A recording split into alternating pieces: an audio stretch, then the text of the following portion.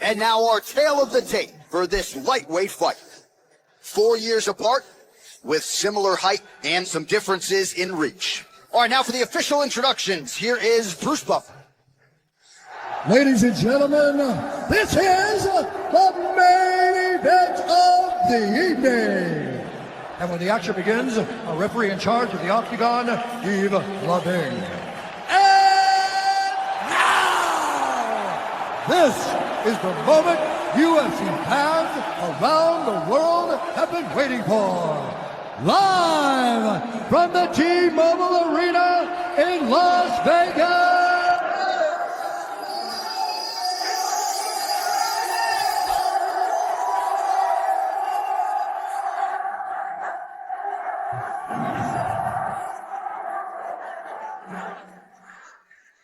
This is absolute. Has had 2 fights in the UFC, and look at what he's rousing here in the O2 Arena. We got to talk about the fights. I'm here with the highlight, one of the best to ever do it, ladies and gentlemen. Justin, you publicly said this is the last chapter of your career. You want to go out with the title. Give us your thoughts on what tomorrow night means to you. Oh, it means everything. I've committed my whole life to this, and every fight's the biggest, but this is the biggest fight of my life. I cannot wait to carry this star stripes on my back and represent this country like it should be represented. Thank you, sir. Good luck to you. Justin Gaethje, ladies and gentlemen.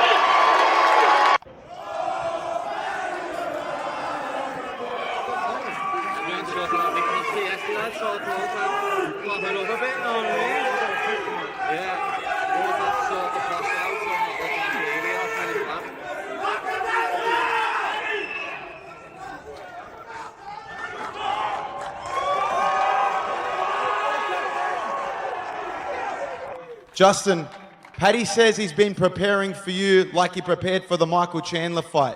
Is that a mistake? And why is this different from Chandler? Well, you obviously seen me fight Chandler. I have, better skills, and I beat him. But I don't care what he says, what he thinks. If he thinks I'm Michael Chandler, again, it goes back to my first statement. I love everything he's saying right now. And last one, your manager said he would like to see you fight Conor McGregor at the White House. At this stage in your career, would you take the money fight or would you be focused on the undisputed title next? I'm only focused on Paddy Pimblett, January 24th. How many times do I got to say I don't expect to be alive after these fights? I go in there willing and ready to give everything, and that's the same. I'll be on the White House card no matter what. Who I'm fighting doesn't matter. Some critics think you don't have enough experience for a title fight. What is the moment, the fight that earned you this title shot? Winning my last fight, being on a 7-fight win streak, the longest in the lightweight division. The critics can stick it up their asses. I'm the one who's fighting for the belt. The entire MMA community is completely divided on this one because Justin Gaethje and Paddy Pimblett are about to clash at the absolute worst moment for each fighter. One camp is backing Gaethje's track record of destruction and veteran savvy, while the other side thinks Paddy's unpredictable style, mixed with his ground game, could turn everything upside down. The second things get messy. We know Justin Gaethje is known for his iconic backflip. If everything goes for you well, do you have anything up your sleeve come celebration time? I'm not doing no backflip, me, lads. Fuck that. I'll break my neck. Don't know. Probably just start dancing like I always do, lad. I've got nothing. From day one, Paddy has been crystal clear that he sees this as a war that gets personal fast. That stare down wasn't some fake drama for the cameras either. The tension was real and razor sharp, and neither guy was pretending this was just business. You could tell both fighters know this moment is going to stick with them long after the final bell rings. This fight. Usually when we think of Gaethje, we think of wars, we think of back and forth scraps. Do you think this is going to be a dominant one-way traffic performance by yourself? That's our job, innit? We're meant to hate each other. That's what everyone's here to see. You know what I mean? Is part of you hoping that maybe Justin can finally be the one to drag you into a war, take you to the full 5 rounds and see what your medal is made of? Yeah, of course, but I know I've got that in me anyway. I know I've got the heart and the desire to go 5 rounds with a warrior like Justin Gaethje, but it's not going to go that long. as I say, I'm going to put a beating on him, and it's going to be like he's never had before. And I can't wait to show everyone just how good. Paddy made one thing obvious right away. He's not looking at this like some point fighting contest where technique wins rounds. This is about dealing damage that sticks around afterwards. When he talked about hurting Justin in ways that don't heal quickly, it didn't sound like typical pre-fight hype. It sounded like someone getting ready to inflict serious punishment instead of chasing scorecards. Do you feel like you're representing the legends against the disrespectful new breed here? I'm still in it. Legends retire. I ain't retired yet. I'm still in it. The fire is still as bright and as hot as it's ever been, and I cannot wait to fight this guy. Dustin's never got a nice word to say about me, lad. So, I was honest and said he looked like shit against Gaethje. Fucking hell, stop fucking crying, you can't get That wasn't even the fight you were talking about. You said his last fight. Which? No, I'm saying Dustin looked like shit against Holloway. That was what I said. You would also look like shit against Holloway. Well, we'll see once I beat you. The topic of a grueling 5-round battle came up, and Gaethje didn't even blink when he said he's got the conditioning and mental toughness to survive that kind of punishment. But what really caught attention was how fast he shut down the idea that it would even reach the championship rounds. That's the kind of confidence that suggests he plans to make his statement way before the final buzzer. Paddy, Justin said yesterday that you're no Khabib Nurmagomedov on the ground and he's going to fight you with no fear in that area. Do you think he's going to be surprised about your ground game if it does go there?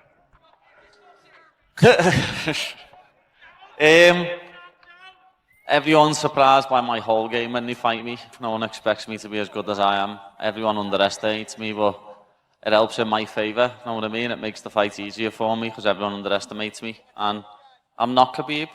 No one else is. I'm me.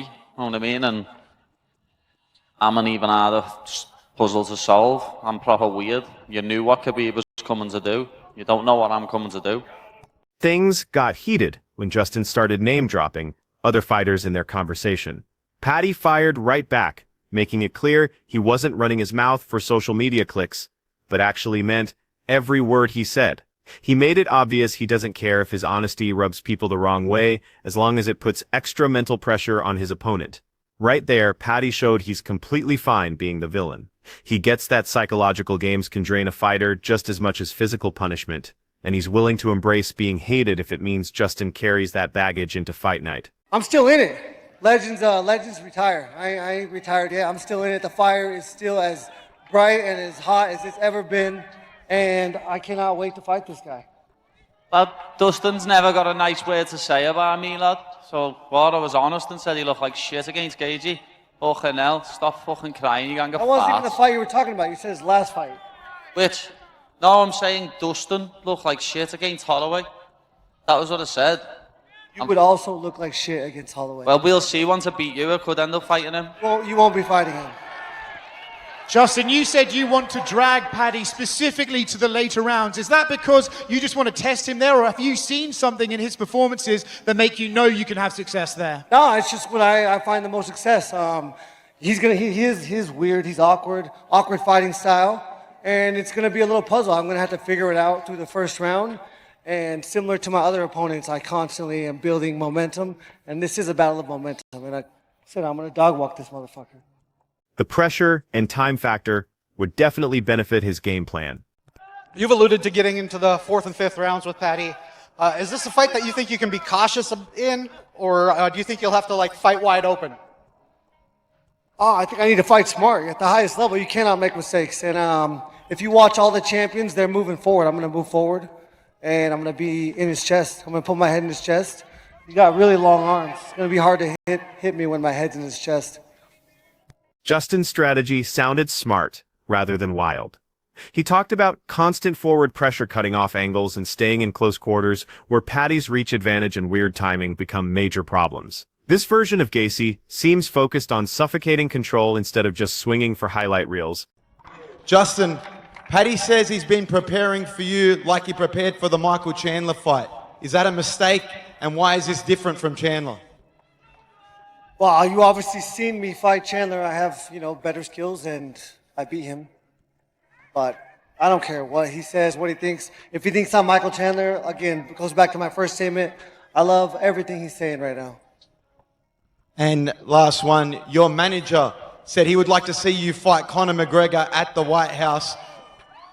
At this stage in your career, would you take the money fight or would you be focused on the undisputed title next? I'm only focused on Paddy Pimblett, January 24th. How many times do I got to say I don't expect to be alive after these fights?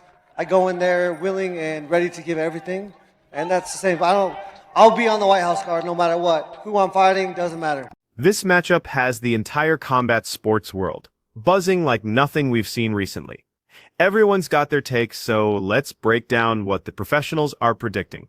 During all that back and forth, Justin stayed mostly silent, but completely locked in. He clearly wasn't interested in winning the trash talk battle, which reinforces his belief that none of this talking matters once the violence starts and the real fight begins. Yeah, Gaethje's a different beast, and look, Scalzo don't get knocked out. Now you can take a shot, but again, you don't want to be a highlight. That's what I'm saying. So, and the highlight who doesn't get tired. So, I think this is Paddy's biggest challenge yet. Perfect opponent, perfect fight for them. Old dog, new dog. And Gaethje, was one of his last 3 fights against Poirier. Another highlight. There's another highlight against a beast in Barboza. So the leg kicks from Gaethje too. Yeah. Oh yeah, true. The stance. I didn't even think about that. This is what Gaethje used. He still does it. The ones he did against Barboza. leg kick for leg kick. They were both battling. But Tony Ferguson as well. The way he handled him with the leg kicks. Shit was gangster. Gaethje, I just like the style. Come forward. This is gonna be crazy. This is gonna be crazy. The discussion grew way beyond just these two fighters, as experts and other competitors started breaking down what this fight really means. Most are pointing out this isn't some faded version of Justin we're seeing, but a dangerous veteran who can still destroy anyone that stands directly in his path for too long. The threat is absolutely legitimate. Gaethje is that guy, 37, but he's still that guy. He's still the violent highlight. So, yeah, but again, that kind of stuff is fuel. If you choose to use it as fuel. So he seems like he is. What should Gaethje's approach to this fight be? Fucking be Gaethje. Just be Gaethje. Be you. Do you. You know who you are. So don't let them tell you who you are. Show them who you are. Leg kicks is good, but don't start with leg kicks. Start off with his. Gaethje has a nice jab. He likes to stay in the mid range, so he'll be able to jab Paddy. But Paddy as well has. If he uses his jab well, he'll be fine. I think Paddy will be on the back foot first, and if he cracks Gaethje, then he'll be the one dictating the pace. But Gaethje will be the first one dictating the pace, in my opinion, in the first few exchanges on the first round. Gaethje has to also be careful because Paddy hits hard. Gaethje can eat him. Look, there's a reason Paddy's the favorite in this fight. Again, I'm just going to follow the script today. Today I'm following the script.